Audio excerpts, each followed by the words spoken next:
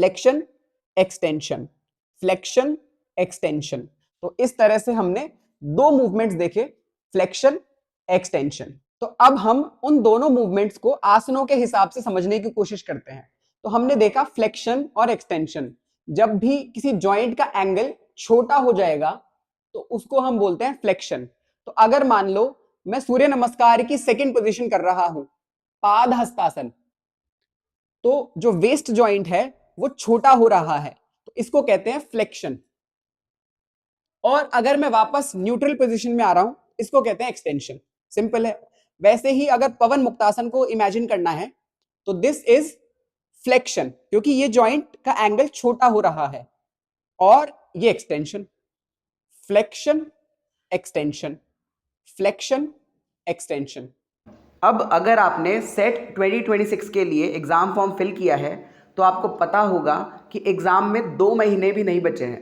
13 सितंबर को एग्जाम है और सभी एस्पिरेंट्स में सिलेबस को लेकर बहुत कंफ्यूजन है कि क्या पूछा जाएगा, कैसा पूछा जाएगा। तो मैं एक बार में ही सबका कंफ्यूजन क्लियर कर देता हूँ कि जो नेट का सिलेबस है वो ही सेट का सिलेबस है। तो अगर आप दिसंबर 2026 में नेट के लिए अपियर होने का भी सोच रहे हो तो सेट की प्रिपरेशन नेट में भी हेल्पफुल होगी। सीधी बात करें तो मेन एग्जाम है नेट 2026 और सेट एग्जाम को एक मॉक टेस्ट की तरह देखना है। प्रिपरेशन पूरी करनी है, पर अल्टीमेट गोल तो नेट 2026 ही है। अब हमने जो ये कोर्स डिज़ाइन किया है ये सेट और नेट दोनों के लिए एप्लीकेबल है। वो कहते हैं ना, एक तीर से दो निशाने। और अभी तो एक ऑफर और चल रहा है कि फर्स्ट 30 स्टूडेंट्स के लिए लाइफ टाइम वैलिडिटी है। सिर्फ एक बार फीस डिपॉजिट कराते ही गूगल ड्राइव का लाइफ टाइम एक्सेस मिल जाएगा।